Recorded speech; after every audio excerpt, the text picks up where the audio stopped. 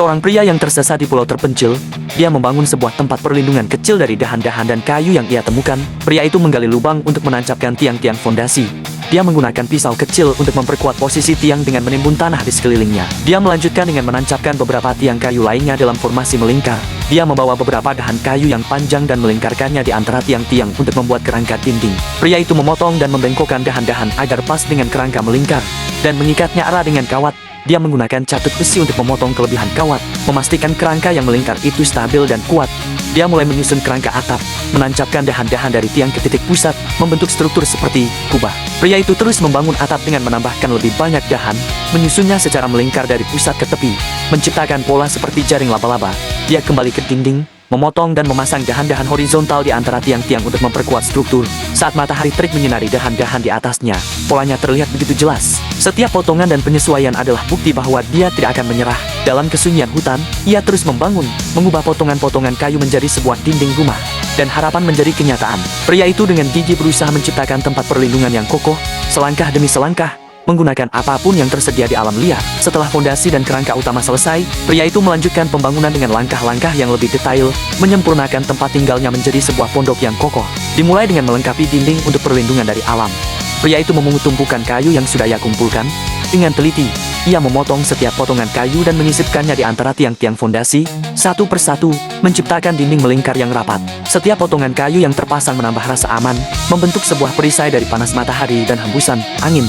Dinding ini bukan hanya sekadar struktur, melainkan janji untuk bertahan hidup. Kemudian pria itu mulai membangun sebuah pintu dan jendela. Dengan pisau andalannya, dia memotong dahan kayu yang lebih panjang dan lebih kokoh, menggunakannya untuk membuat kusen pintu dan jendela. Jendela kecil itu memberikan pandangan keluar, menjadi mata yang selalu mencari pertanda dari dunia luar. Pintu itu, meskipun sederhana, menjadi simbol privasi dan keamanan, memisahkan dirinya dari alam liar di sekitarnya. Pria itu kemudian mengumpulkan lumpur kering dan mengisinya ke dalam sebuah wadah.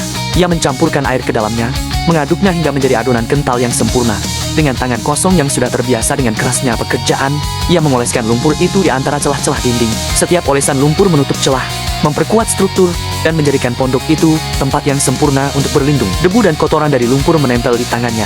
Namun ia tidak peduli, ia hanya merasakan kehangatan dari sebuah pondok yang mulai terasa seperti rumah. Pondok sederhana ini, yang terbuat dari dahan-dahan dan lumpur, bukan hanya sebuah tempat perlindungan. Ini adalah bukti dari semangat manusia yang tak terkalahkan. Dengan tangannya yang terampil, ia mulai mengolah lumpur. Dia mencampurkan air dengan tangan kosong, menciptakan adonan tebal yang akan menjadi perekat pada dinding utama. Dengan tangannya yang kuat, ia mulai melapisi kerangka kayu dengan lumpur. Setiap olesan lumpur adalah sebuah sentuhan artistik, mengubah dinding-dinding yang semula hanya berupa susunan kayu menjadi sebuah permukaan yang halus dan rata. Lumpur itu tidak hanya mengisi celah, tetapi juga menyegel pondoknya dari dunia luar, menjadikannya sebuah tempat yang aman dan pribadi. Dia terus bekerja melapisi setiap celah-celah dahan pada dinding, membentuk lapisan yang tebal dan rata. Pria itu dengan terampil melakukannya, dengan hembusan angin di bawah pohon dan terik panasnya matahari, tanpa merokok ataupun ngopi. Dia melakukannya dengan penuh dedikasi. Dengan ketelitian, ia memasang bingkai anyaman di lubang jendela, menciptakan sebuah bingkai yang kokoh dan indah. Anyaman ini tidak hanya berfungsi sebagai ventilasi, tetapi juga memberikan sentuhan personal. Tiba-tiba, ia menemukan selembar plastik berwarna hijau. Dengan hati-hati, ia melipat dan mengikatnya di atas kerangka atap. Plastik ini memberikan lapisan perlindungan ekstra dari hujan dan panas. Sebuah inovasi sederhana yang lahir dari kebutuhan.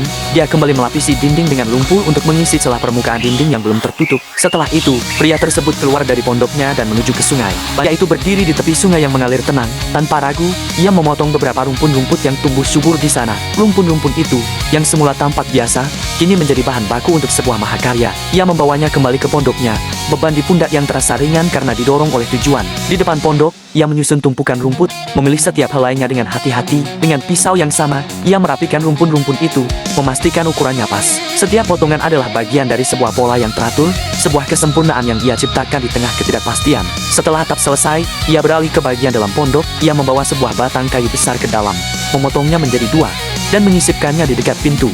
Batang-batang ini menjadi tempat duduk atau alas tidur, sebuah perabot pertama di dalam rumah barunya. Ia merapikan interior, memastikan semuanya bersih dan rapi. Dengan pandangan puas, ia melihat hasil kerja kerasnya, sebuah pondok yang sempurna, tempat di mana ia bisa beristirahat dan berlindung. Ia merapikan interior, memastikan semuanya bersih dan rapi. Dengan pandangan puas, ia melihat hasil kerja kerasnya, sebuah pondok yang sempurna, tempat di mana ia bisa beristirahat dan berlindung. Pria itu kemudian kembali keluar, mengambil tumpukan lumpur kering, dan menuangkan dan memadatkannya di antara batang kayu. Akhirnya, ia berbaring di dalam pondok, menatap atap rumput yang ia bangun sendiri. Cahaya matahari masuk melalui celah-celah kecil kecil, menciptakan pola-pola indah di dalam pondoknya. Dia mengambil potongan dahan pohon lalu menyusunnya membentuk barisan rapi pada permukaan tanah. Ini digunakan untuk alas tempat tidur. Pria itu melanjutkan tahapan terakhir dalam membangun pondoknya dengan sarung tangan hijau. Dia membersihkan dan merapikan area melingkar di dalam sebuah pondok. Ia menggunakan tangan untuk memindahkan batu-batu kecil yang sudah diletakkan di sekeliling dinding. Setelah itu, pria itu kembali keluar dari pondok dengan sebuah batang kayu. Ia mulai menggunakan bor tangan manual untuk membuat lubang di bagian tengah batang kayu. Proses ini tampaknya dilakukan untuk memasukkan atau menyambungkan tiang lain ke dalam lubang tersebut.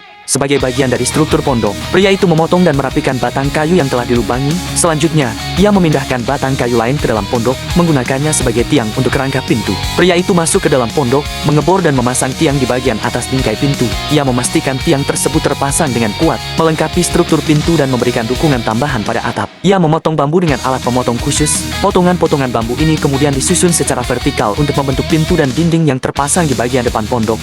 Pria ini melakukan pengeboran pada bambu yang menjadi bagian dari pintu, kemudian menyambungkannya dengan tali atau kawat. Ia juga memastikan pintu dapat dibuka dan ditutup dengan baik. Kemudian dia membawa kain bermotif ke dalam pondok. Kain tersebut diletakkan di atas tumpukan batang kayu yang sudah disusun di dalam pondok, berfungsi sebagai tempat duduk atau alas. Dengan ini, pondok telah selesai dibangun dan siap untuk digunakan.